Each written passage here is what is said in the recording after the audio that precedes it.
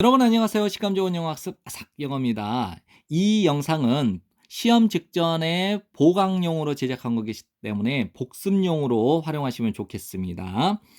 모든 사람들은 독특합니다. 그러나 있어 왔습니다. 많은 시도들이 분류하려는 사람들의 성격을.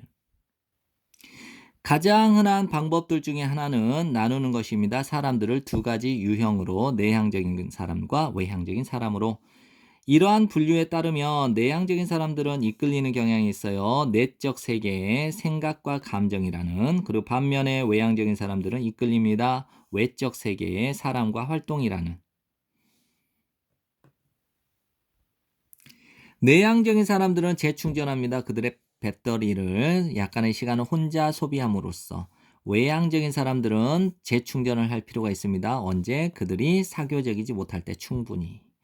외향적인 사람들은 잘해요. 수행하는 것을 일을 압력하에서. 그리고 대처하는 것을 잘한대요. 다양한 여러 가지 일을 한 번에. 반면에 내향적인 사람들은 집중하는 것을 좋아해요. 한 가지 일을 한 번에. 그리고 집중을 합니다. 매우 잘. 외향적인 사람들은 빠르게 과제를 하는 경향이 있대요. 그들은, 즉 외향적인 사람들은 빠른 의사결정을 하고 편안해합니다. 위험을 감수하는 것을. 내향적인 사람들은 자주종종 일을 합니다. 더 느리고 심사숙고하게, 신중하게.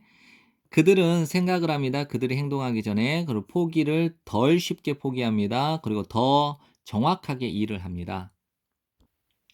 모든 이러한 정보를 바탕으로 해서 여러분은 생각할 수도 있습니다. 대절 전체라고. 내향적인 사람과 외향적인 사람들이 어울리지 못한다라고.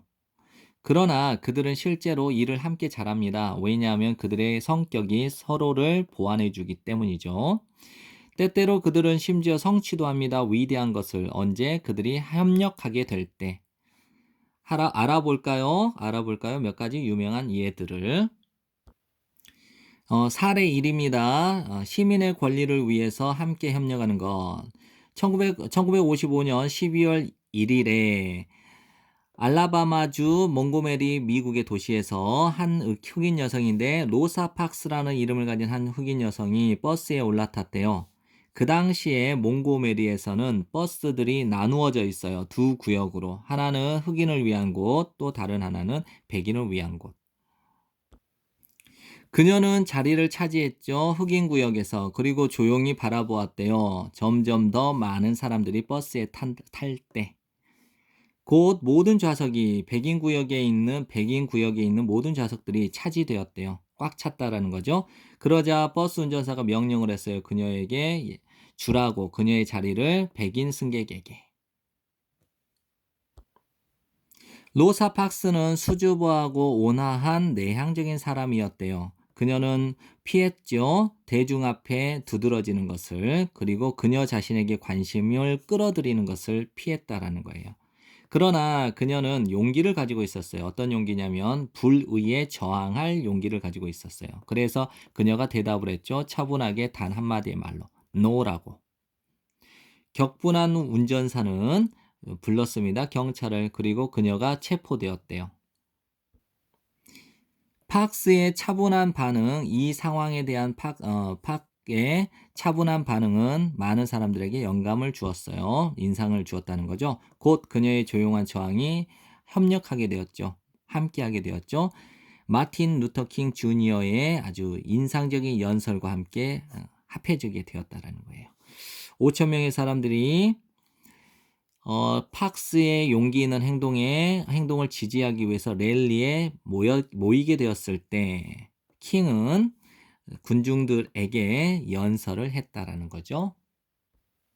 그는 외향적인 사람이었는데 적극적이고 사교적이고 능숙했어요. 사람들을 동기부여하는데. 어떤 시기가 올 겁니다. 어떤 시기냐? 사람들이 짓밟히는 것에 대해서 염증을 느낄 시기. 그가 그들에게 말했습니다. 또 시기가 올 거예요. 어떤 시기? 사람들이 햇볕으로부터 밀려나게 되는 것을 염증을 느낀다. 즉 실증 나는 어떤 시기가 올 겁니다. 킹은 놀라운 연설가였고 그의 말은 사람들을 자부심과 희망으로 가득 채웠습니다. 그리고 나서 그는 칭찬했습니다. 팍스의 용기를, 그리고 그녀를 안아주었습니다. 그녀는 조용히 서 있었죠. 그녀의 단순한 존재감이 충분했어요. 군중들을 강화시키기, 즉 군중들에게 힘을 실어주기에. 로사 팍의 행동과 마틴 루터 킹 주니어의 연설이 영감을 불러일으켰어요. 즉 고무시켰다는 거죠. 몽고메리의 흑인 사회가 보이콧을 하도록 그 버스를. 이게 무엇이냐? 중대한 전환점이 되었죠. 투쟁에서. 시민 평등권을 위한 투쟁에서. 그 보이콧은 지속되었습니다. 381일 동안. 그것 힘든 시기였죠. 모두에게. 하지만 결국 그 버스는 통폐합되었습니다. 생각해 보세요. 어떻게 이 두 사람의 동반자 관계가 이러한 것을 성취했는지. 강력한 연설가, 버스에서 좌석을 거부한, 좌석을 포기하는 것을 저항하는 강력한 연설가는 동일한 효과를 얻어내지 못했을 겁니다. 마찬가지로 로사 팍도 흥분을 시키지 못했겠죠. 군중들을 랠리에서 그녀의 연설로, 말로. 그러나 그들의 내향적인 외향적인 성향이 결합되었을 때 그의 카리스마가 끌어들였습니다. 관심을 그녀의 조용한 용기에. 결국 이 파트너십이 큰 영향력을 끼쳤습니다. 사회에. 이번에는 두 번째 사례를 한번 살펴보겠습니다. 두 번째 사례인데 이제 사업자 관계죠. 1975년 6월 29일에 스티브 워즈니악이 그의 키보드 상에다가 몇 개의 키를 두들겼는데 문자가 스크린상에 나타났죠. 그는 방금 만들어낸 겁니다. PC를, 개인용 컴퓨터를. 어떤 컴퓨터냐? 사람들로 하여금 키보드 상에서 뭔가를 자판을 두들기고 동시에 모니터 상의 어떤 결과를 볼 수 있도록 허락해준 이 컴퓨터를 발명하게 된 겁니다. 이렇게 멋진 장치를 본 스티브 잡스가 제안을 하죠. 워즈니악에게. 그들이 사업을 해야만 한다고. 워즈니악은 훌륭한 발명가였습니다. 그러나 그가 워즈니악이 잡스와 파트너십을 맺었을 때, 파트너가 되었을 때 그는 훨씬 더 많은 것을 할 수 있게 되었죠. 사실 그 두 사람은 형성을 했습니다. 디지털 시대의 가장 유명한 파트너십 중에 하나를. 워즈니악은 떠올렸죠. 영리한 공학적 생각을. 그리고 잡스는 발견했죠. 방식을 다듬고 포장하고 판매할 그것을. 그것이 영리한 공학적 아이디어죠. 두 사람은 가지고 있었어요. 정반대의 성격을. 워즈니악은 싫어했어요. 한담을. 그리고 자주종종 혼자서 일을 했습니다. 바로 그가 이 워즈니악이 어떤 물건을, 어떤 사물을, 어떤 것들을 발명하도록 집중하도록 허용해 준 것은 바로 그의 내향적인 성격의 이러한 특성들이었습니다. 반면에 잡스는 가지고 있었죠. 뛰어난 사교적 기술을 가지고 있었습니다. 워즈니악의 말에 따르면 그는 스티브 잡스는 잘했대요. 사람들과 의사소통하는 것을. 워즈니악은 수줍어하는 발명가였습니다. 반면에 잡스는 대담한 기업가였죠. 사업가였죠. 하지만 그들은 동일했습니다. 똑같았습니다. 뭐뭐라는 점에서 그들 둘 다 두려워하지 않았다라는 거예요. 어려움을 직면하는데. 어떤 어려움이냐? 불가능하게 보였던 어려움을. 다시 한번요. 워즈니악은 수줍어하는 발명가였죠. 반면에 스티브 잡스는 대담한 기업가였습니다. 하지만 그들은 동일했습니다. 같았어요. 어떤 점에서?